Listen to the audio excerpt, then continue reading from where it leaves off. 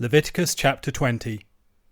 The Lord spoke to Moses, saying, Say to the people of Israel, any one of the people of Israel or of the strangers who sojourn in Israel, who gives any of his children to Molech, shall surely be put to death.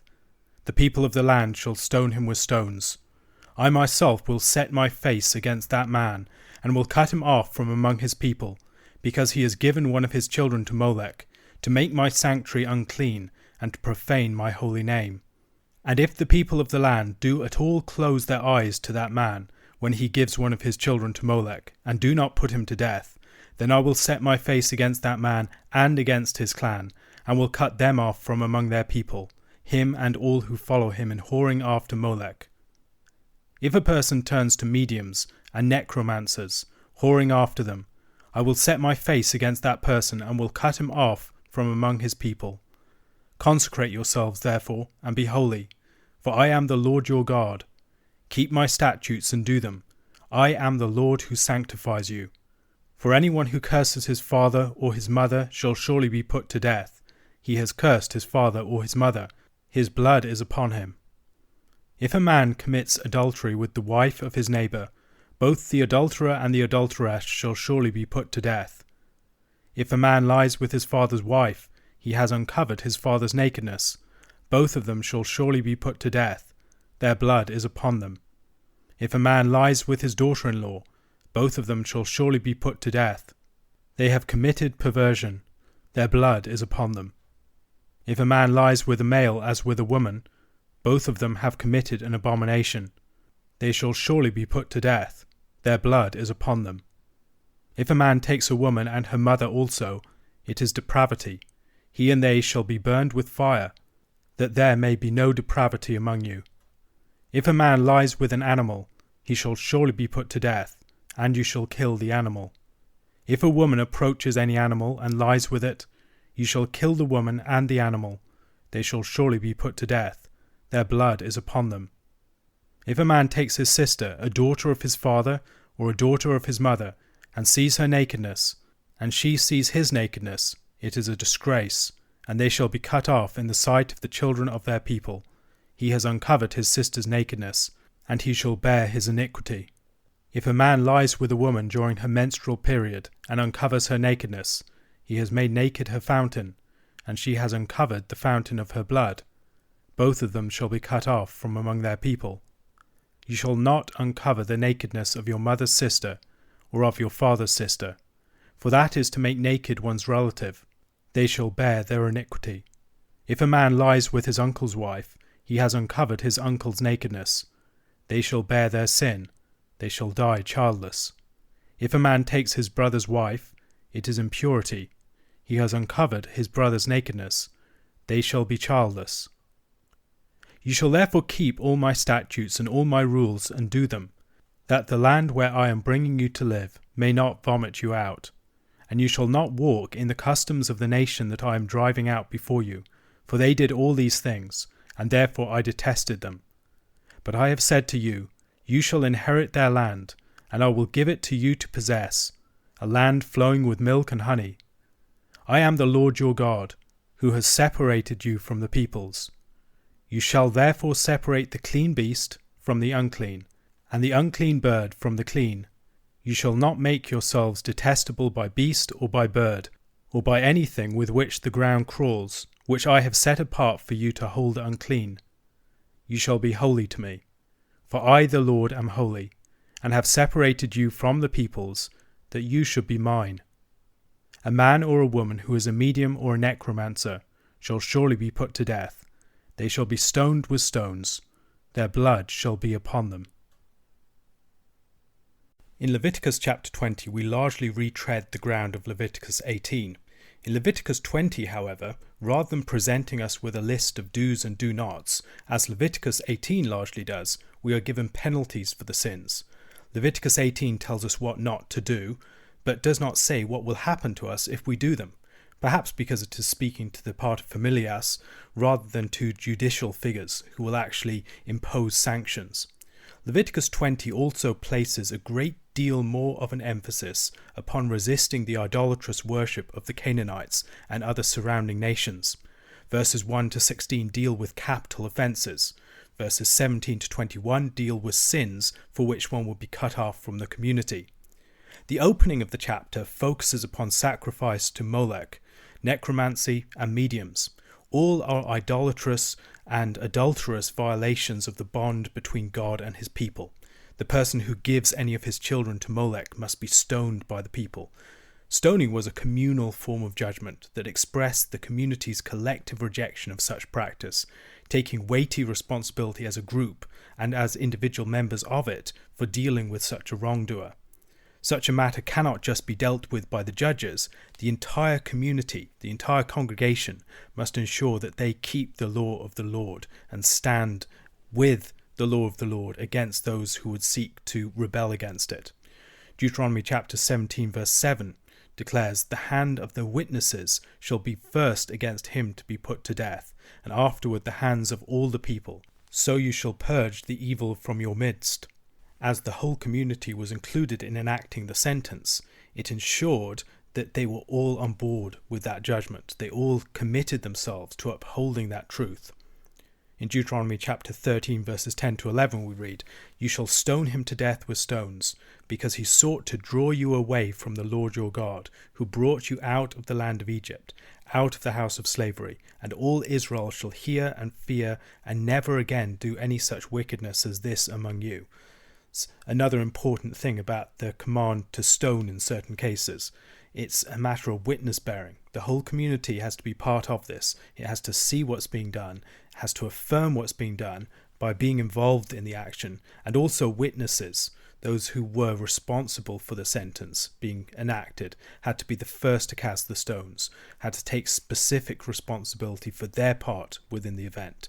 And if they were found guilty of false witness in a capital crime, they would be subject to the same sentence themselves. It's important to consider the crimes that have the death penalty attached and those that don't. Apart from murder, certain cases of negligent homicide, false witness in a capital case, man-stealing, flagrant cases of rebellion against parents or the courts, almost all of the capital crimes have to do with various forms of rebellion against the Lord and rejection of his covenant, through idolatrous worship or the like, or with a series of sexual sins. This is important to notice because, certainly relatively speaking, in ancient Near Eastern societies, the Mosaic law wasn't simply overly given to the death penalty. The fact that direct rebellion against the Lord and sexual immorality are especially singled out is a sign of how seriously these particular sins are taken. It is those sins that most directly rebel against God or violate his image that have the death penalty attached. A further important thing to consider is the way that the community is expected to be involved in the excision of such persons from their midst. Such crimes jeopardize the entire community and its holy status, and must be dealt with accordingly.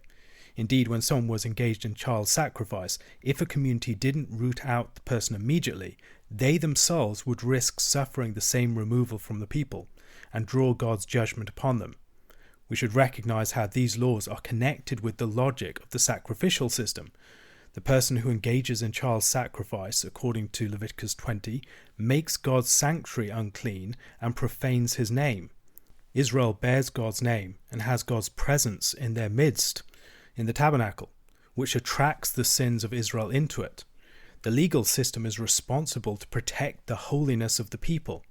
Where the legal system fails to punish such abominations, the entire system is unsettled, and the community itself risks being vomited out of the land for the abominations. These laws, then, are not just a matter of relational societal ethics and crimes and punishments associated with them.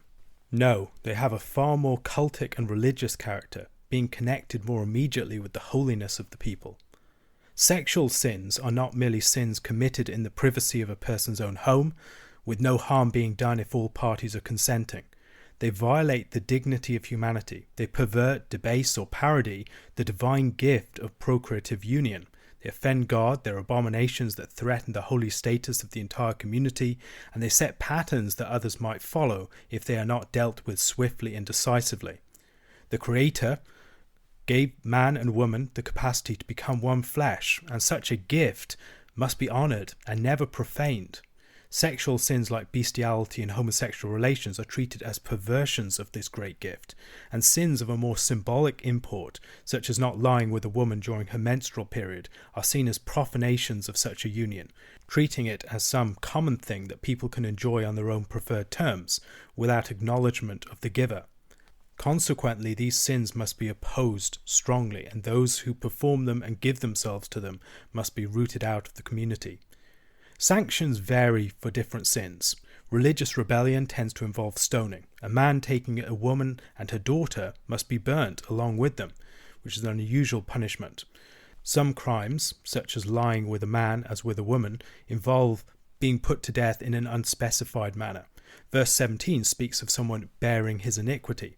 For other sins, people are to be cut off from the people, which probably didn't involve death, but banishment or something else like that. In other cases, God punished people more directly himself, leaving them childless, as in a number of examples in this chapter. The chapter ends with the requirement that Israel separate between the clean beast and the unclean beast. This all seems rather strange and arbitrary to us. While there is an apparent symbolic logic to the laws concerning clean and unclean animals that we read in Leviticus 11, such distinction doesn't really seem to be that significant. However, like circumcision and the Sabbath, such food laws were a divinely given sign of Israel's holy status, and anyone who took that holy status seriously would take the divinely given signs of it extremely seriously too. Some have argued that such penalties, the death penalties mentioned in this chapter, ought to be applied today. While the New Testament does not, I believe, rule out the death penalty, even in such passages as John 8 with the woman caught in adultery, I think that it is essential to recognize the way that the administration of the law in such sanctions is a far more contingent matter. It must be adapted to unique societies and their situations. Not least, in the case of Israel, the fact that they were a nation in covenant with the Lord, with God dwelling in their midst, and in contrast to modern societies, a densely connected and unified peoplehood, where the actions of one party within the community would far more readily implicate the other members of it. They were also a hard-hearted people, for whom the severest penalties were probably necessary as deterrents for sins that would have led great numbers of them astray had they not been there. As such situations do not obtain in modern societies to the same degree, we should be very wary of those who advocate for the reintroduction of comparable sanctions for such sins as being biblical. Rather, we must prudentially consider the more specific conditions, character, besetting sins, and the like of our own societies. And while learning principles of jurisprudence from Scripture, we must develop legal systems and sanctions that are appropriate to our own situations. So just as Moses legitimately allowed divorce as a concession to the hardness of Israel's hearts, so there are certain sins and bad practices for which we must, without in any way justifying them, make ameliorating accommodations, where stricter sanctions would prove ineffectual or counterproductive, and jeopardize the standing of the law more generally. Something to consider. Read 1 Corinthians 5 and observe the ways in which Paul's approach there is informed by the same sorts of principles that we see in Leviticus 20. What parallels can be seen between Leviticus 20 and the principles that guide Paul's arguments, and what similarities can also be seen in the sanctions imposed in both cases? Mark chapter 7 verses 1 to 23. Now when the Pharisees gathered to him with some of the scribes who had come from Jerusalem, they saw that some of his disciples ate with hands that were defiled, that is, unwashed. For the Pharisees and all the Jews do not eat unless they wash their hands properly, holding to the tradition of the elders. And when they come from the marketplace, they do not eat unless they wash. And there are many other traditions that they observe, such as the washing of cups and pots and copper vessels and dining couches. And the Pharisees and the scribes asked him, Why do your disciples not walk according to the tradition of the elders, but eat with defiled hands? And he said to them, Well did Isaiah prophesy of you hypocrites, as it is written, This people honours me with their lips, but their heart is far from me. In vain do they worship me, teaching as doctrines the commandments of men. You leave the commandment of God and hold to the tradition of men. And he said to them, You have a fine way of rejecting the commandment of God in order to establish your tradition. For Moses said, "Honor your father and your mother," and "Whoever reviles father or mother must surely die." But you say, "If a man tells his father or his mother, 'Whatever you would have gained from me is korban,' that is, given to God, then you no longer permit him to do anything for his father or mother, thus making void the word of God by your tradition that you have handed down. And many such things you do." And he called the people to him again and said to them, "Hear me, all of you, and understand.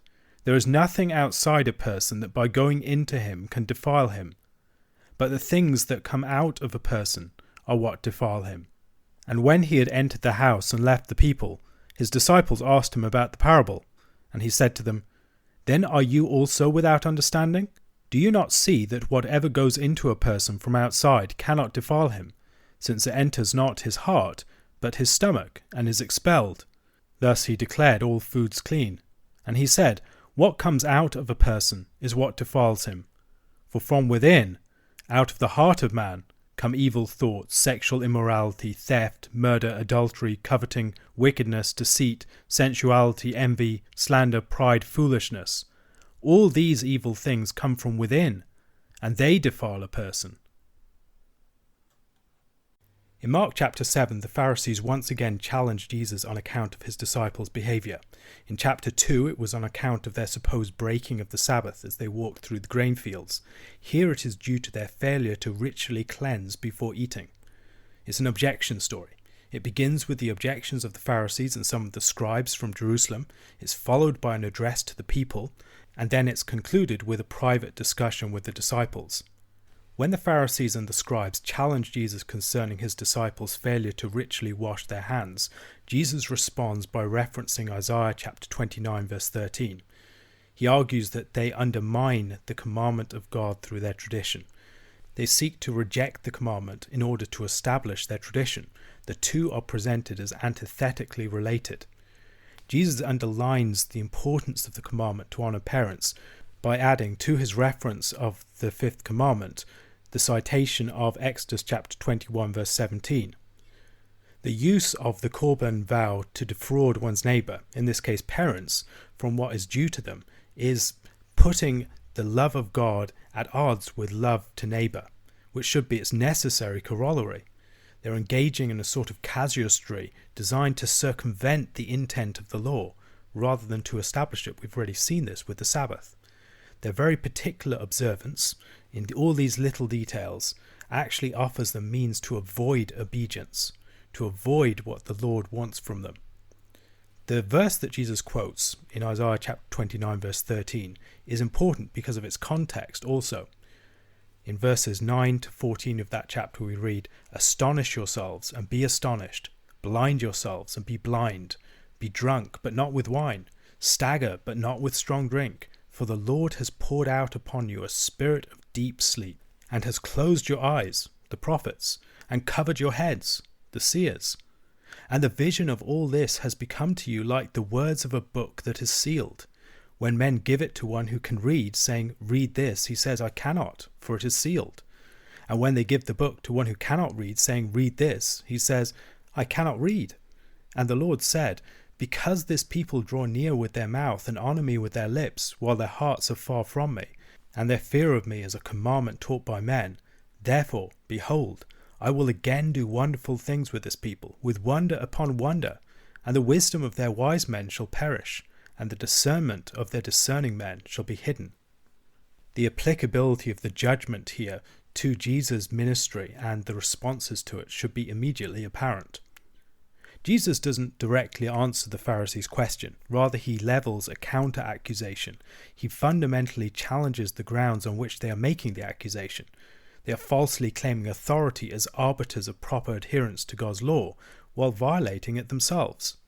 Perhaps hand-washing was for them originally a supererogatory matter of special cleanness that could be voluntarily adopted, but which, through the development of the tradition, gradually became an absolute standard and a way in which to judge others. Tradition is to be judged by Scripture, and hypocrisy is a constant problem. They draw near to God with their lips, but their hearts are far from him. And Jesus, throughout his teaching, focuses upon purity of the heart. That's what matters. The point is not primarily here arguing against food laws, but against the Pharisaic misuse of the tradition. Even the law itself highlighted that it was what came out that was the problem. Jesus goes on to teach the people that what comes out of the mouth is what really matters. The importance of the tongue is that it manifests the heart. We should beware of seeing this simply as a light dismissal of the food laws, rather than as a disclosure of their true rationale. Jesus is fond of highlighting the radical antitheses that one encounters in the prophets, for instance, that pit the external practice over against its inner rationale and purpose. So, for instance, mercy against sacrifice. I desire mercy, not sacrifice. The point is not that sacrifice shouldn't be made, or that it should be negated. The tradition isn't being rejected wholesale. The point is that sacrifice needs to be understood in terms of mercy. In verse 19 here, though, there's something a bit more radical. Thus he declared all foods clean. It's an extremely important statement. Is Jesus merely saying that all foods have always already been clean? Or is he overturning the system of food laws? I think there's a bit of both. Jesus' argument about digestion is a timeless one. It's not dependent upon some new event in history. This has always been the case, that people take the food into themselves and it doesn't actually pollute their heart. It's a matter of just going through the digestive system. Yet the statement itself implies that Jesus actually made a performative utterance, something that changed the status of foods by his statement. In Acts chapter 10, verses 10 to 16, I think we see more about this. And he became hungry and wanted something to eat. But while they were preparing it, he fell into a trance and saw the heavens opened and something like a great sheet descending, being let down by its four corners upon the earth. In it were all kinds of animals and reptiles and birds of the air. And there came a voice to him, Rise, Peter, kill and eat. But Peter said, By no means, Lord, for I have never eaten anything that is common or unclean. And the voice came to him again a second time, What God has made clean, do not call common. This happened 3 times, and the thing was taken up at once to heaven. You can see the same thing in Romans chapter 14, verse 20. Everything is indeed clean, but it is wrong for anyone to make another stumble by what he eats. What I believe that Jesus is doing here is laying the foundation for the later abrogation of the food laws. What he's showing is that the food laws did not depend upon the inherent cleanness or uncleanness of the foods in themselves.